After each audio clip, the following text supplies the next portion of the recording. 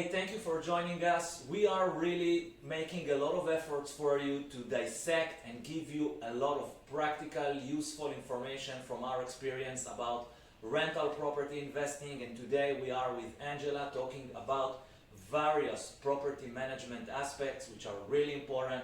So stay tuned with us because today we are talking about the maintenance aspects. This can be and is for many investors the difference between a success and a failure in the investment, and we are going to talk today about the reasons what makes a difference maintenance wise, and actually most of the things we can anticipate when we are planning and when we are procuring a property. So let's talk about that, Angela.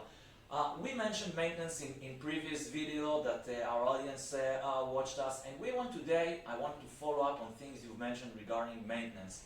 What are the things in your experience, seeing so many properties in different areas, different ages, etc., what would be like the criteria that you might say, well, when I see a property, I can say these are going to be the main maintenance items, and actually you can anticipate that or be proactive with that, so to eliminate or at least to reduce maintenance exposure. What would these main things be?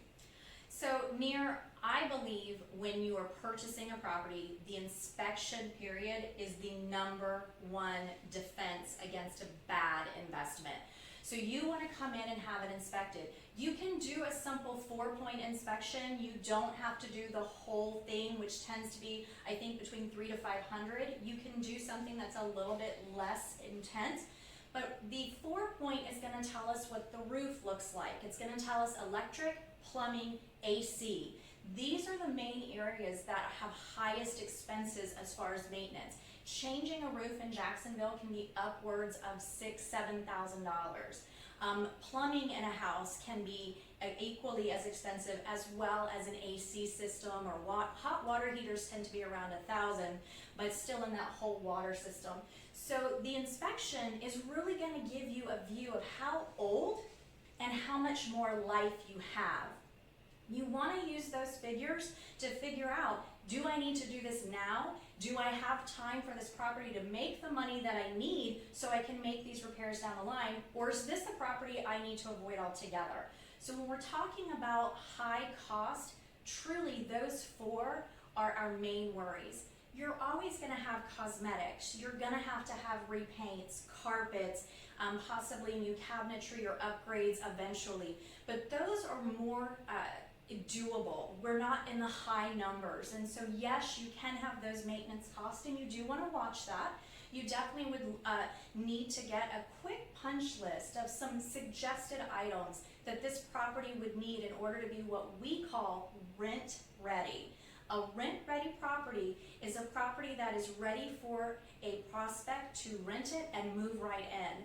And so we would encourage you between your when you purchase it and you have that inspection, and then also sending a property manager in to get a quick punch list of those rent-ready, and you can see clearly what that's going to look like. Amazing. So let's try to sum up and get some kind of observations from it. First off, before we even close on a property, we have the due diligence period. In this due diligence period, we can and we should do an inspection to gauge what the structure is, and we want to get two important outputs. One, how much is going to cost to get the property rent ready, and you want to engage property management up front in order not to be surprised what rent ready scope of work consists of. That's one thing. And secondly, you want to gauge your capex, meaning items you're actually not required to do now, but you are going to need to give this an attention in the future, and you want to plan and factor this into your investments, and there is a professional methodological way to do this, and we do this for each and every investment we are purchasing. So that's something pretty standard that can help you avoid many pitfalls and mitigate and align expectation regarding the others. Now I want to ask you, Angela, and thank you for sharing this information, a bit about irrigation system. Did you have any experience with that? Because we're talking about capex item, and that might be another item. Oh, that is actually a loaded question here in Jacksonville, believe it or not. I know so many property managers and we struggle to find an irrigation specialist. It is always hard to find someone that does that. In Florida, we are very lucky that we are tropical in a sense, so we do get lots of rain. We do recommend in a development that has an HOA where they're actually they're governing what your lawn looks like. We absolutely encourage you to put those sprinkler systems in if it did not already come with one. But most HOAs and most new builds or newer builds already come with that sprinkler system in place, and then we can set those dials to water the lawn normally so that those lawns are being cared for.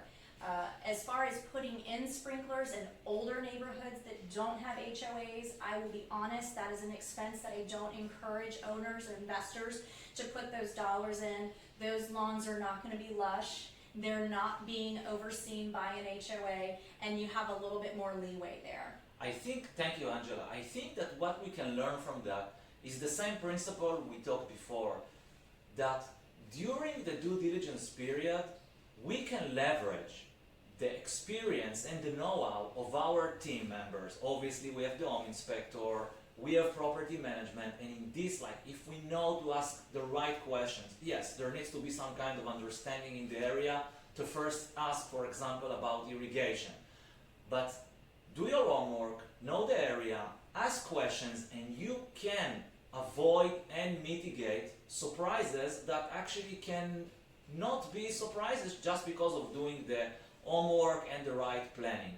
If you have more points or items related to maintenance exposure, risks, etc. I know this is a very hot point. A lot of investors, mostly inexperienced, that didn't do the best practice, say, oh, I got knocked off on the 5th year with a roof.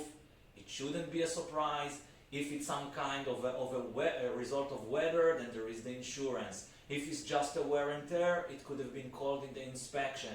So this is an example of what we say, like a best practice action on the front end of the investment before the closing can help you avoid or mitigate most of this stuff and plan a budget for the other things. We are talking here about maintenance, and we welcome you to put any comments, questions regarding this item. We would love to make this a resource for you and answer all the questions.